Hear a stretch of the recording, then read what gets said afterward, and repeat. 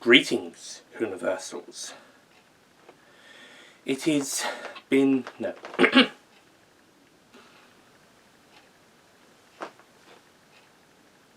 Personally, I don't think that's true, but...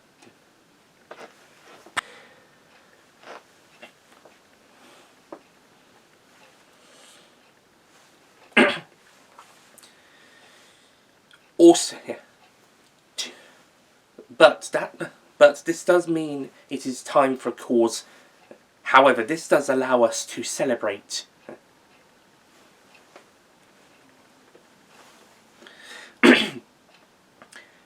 And as the... good start.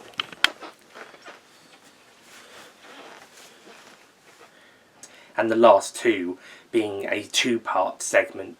And it was in the first episode of the series, the Valeyard was introduced. The Valeyard played a key role across the entirety of the... The Valeyard played a key role across the story of the... as he attempted to get the Doctor executed for crimes of the... as he attempted to get the Sixth Doctor executed for the crimes of interfering and meddling in other and despite being exiled to Earth, subsequent stories since then have allowed the Time Lords to accept the Doctor. The Time Lords seem to be more carefree with the Fifth Doctor. Only now have things started. Worse still, at the end of the third segment, the Doctor was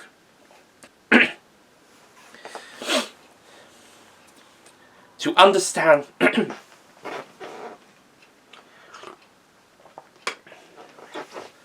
long 14-part story short, the Time Lord long 14-part story short, the Celestial Intervention Agency, the same body of Time Lords that actually made the arrangement with the Doctor to allow long 14-part and actually allowing him to do missions for them in exchange for allowing him to do actually seem to have themselves been doing, as we may have seen in our own as well as a futuristic bunker with a robot, a hodgepodge of present day to 2,000 years prior of our time ago. So at the time of current events, censorship. I don't know if I'll keep that bit in.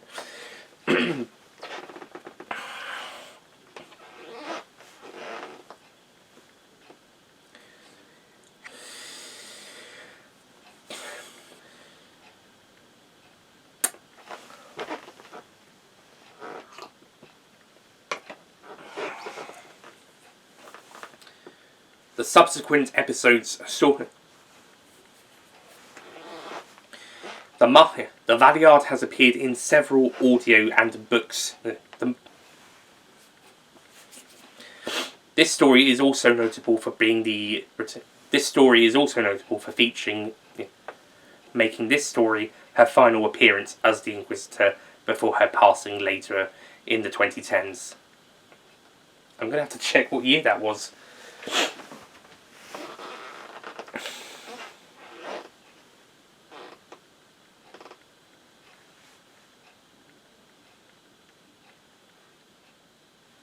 Yes, thank you.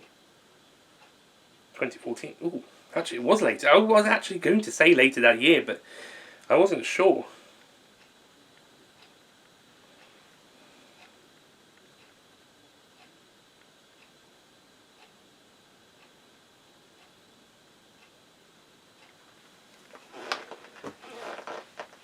This story is also notable for being Linda Bellingham's final appearance as the Inquisitor before her passing later that year. She had previously reprised the role for the audio series Gallifrey. No, I'll start again. This story is also notable for seeing This story is also notable for being Linda Bellingham. No. This story also sees the return of Linda Bellingham as the Inquisitor from The Trial of a Time Lord, who also reprised the role for the series Gallifrey by Big Finish. Sadly, the Trial of the Valeyard would be her final performance before her passing later in 2014.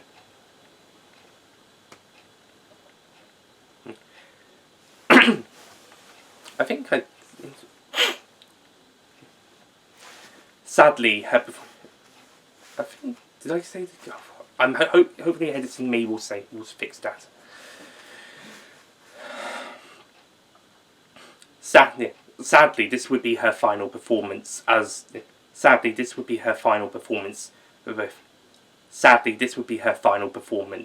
before passing later that year. Just hope I said 2014 for the story. And would be shown from the perspective of the Valeyard.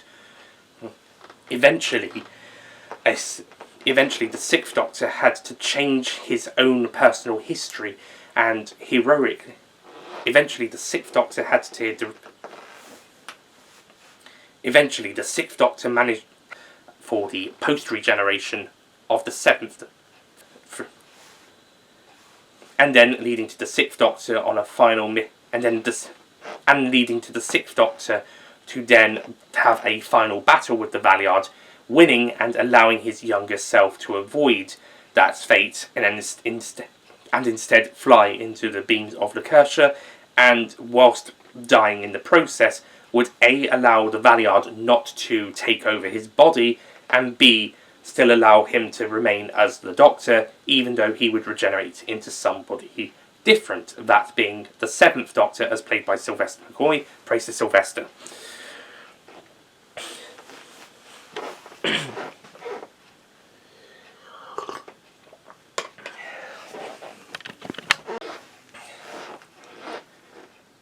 And being like an opposite War Doctor, this Valeyard is a Valeyard, and would eventually team up with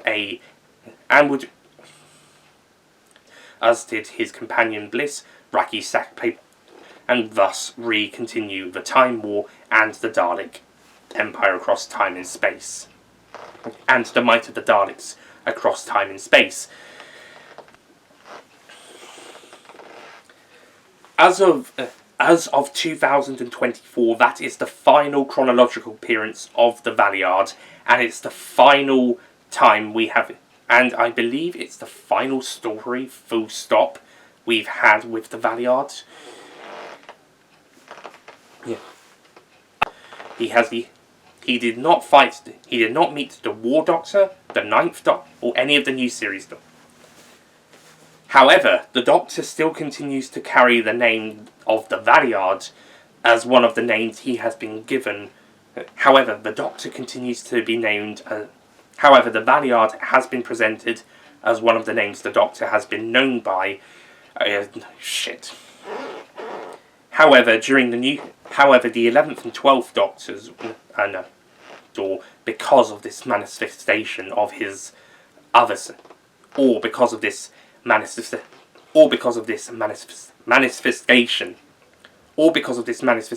incarnation between their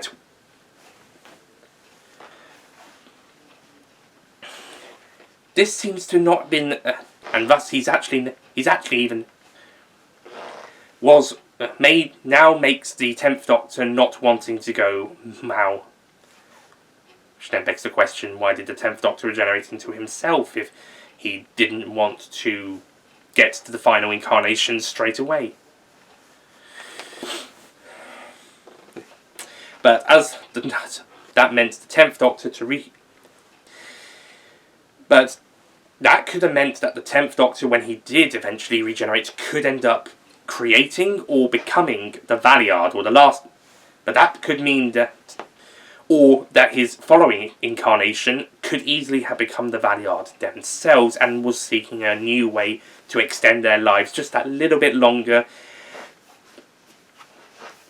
Heck, and with the bi-regenerate, good Matt Smith and bad Valeyard, or Michael Jaston, however you prefer it, who would then travel back to Sixth Doctor's trial to then. By the way, this is all. By the way, all this now is whilst the 12th affair. Or should I say, the boy who cried? You can't trust the Daleks.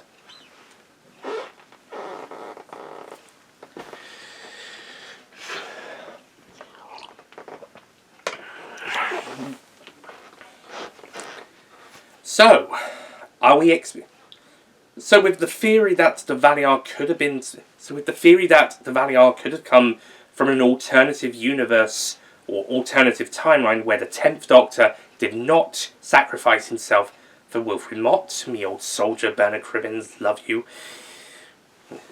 R.I.P. Bernard Cribbins.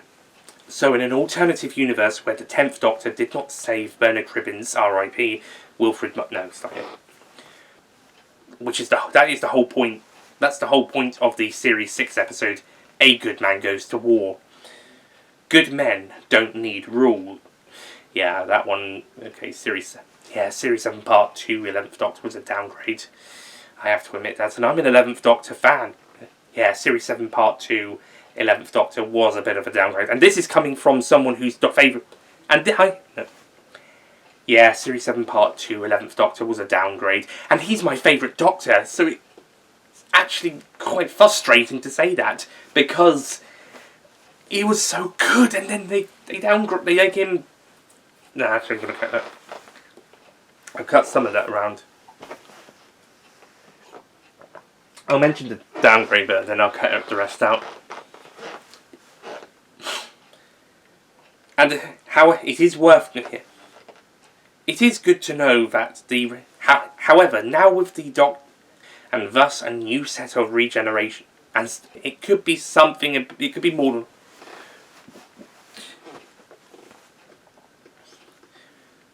But yes,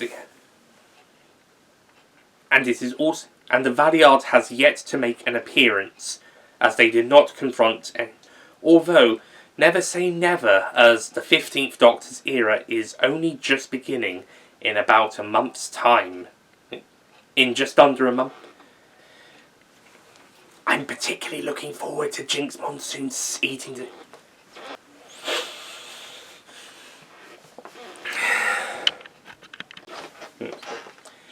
Mr. Popplewick and the character he was in, and which character was it from? As well as also a 13th Doctor found on the planet in Trial of a Time. No, not J.D. Whittaker, another 13th Doctor, one who's not actually a Doctor. Mainly due to the past, but also to allow for Michael Jaston's. However, when they...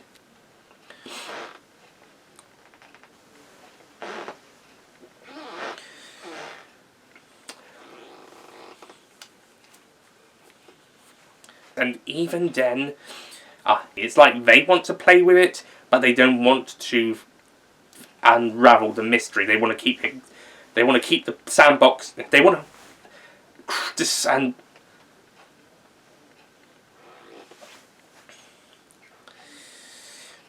this was an incarnate, but it's not quite the same. But the end of the episode does imply that here there is a.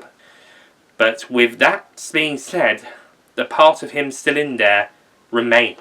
But the parts of him that created him... So, could that mean that the manifestation dark element, especially if they were able to avert their initial especially if they were able to avert their initial creation, and with the Doctor now having a new set of lives, does that mean the Valeyard could still easily be created in a regeneration between the 10th to 11th Doctor regeneration? Does that mean the...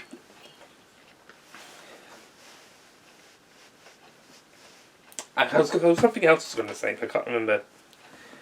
However, this question does also come... However, when we add the Timeless Children it. However, when we add the Timeless Child in, this adds even more incarnations. Now that's something for another day. But is it possible that the Valeyard could have manifested from back then? I think it would be future if they were created. Well, future to the 6th Doctor. So, 10th Doctor to 11th Doctor regeneration, or somewhere further down the line. Being, like, say, the penultimate regeneration of the Timeless Child before they were forced to regenerate back into a baby and start all over again with the 1st Doctor, doesn't sound likely. No, I feel like it is from a threat from the future, just as the Vision is a threat from the past, if that makes sense. No. Basically, no, I think the Valeyard is a threat from the future, or future of the 6th Doctor, just as the Fugitive Doctor is a friend from the past, or past for the 13th Doctor.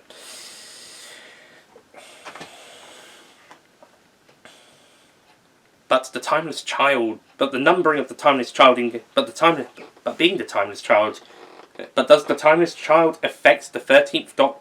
But does being the Timeless Child affect the regenerations going forward and the Valeyard's creation? Well, if they capped the regenerations for the 1st Doctor and just gave them 13 incarnations, 12 regenerations, like any other old Time Lord, then no. Then we go back to the rules set prior to the Timeless Children, where, like, it's the first 13 incarnate, where it's the first 13 incarnations. Number 6 is targeted by the Valeyard, who's supposed to come between numbers 12 and 13, or 10 and 11 in reality. But then the Doctor gets another set of regenerations to continue from there, and we don't know what the number for this one is. We cool? Good. And so basically that means the Valeyard would definitely either come with the 10th, 11th Doctor regeneration, or a later one. So,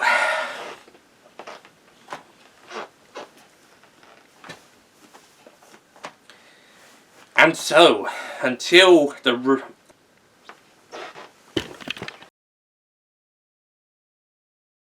Don't forget to click below to subscribe to the Nicholas Payne bonus content YouTube channel. Don't forget to click below to subscribe to the Whoniversals YouTube channel.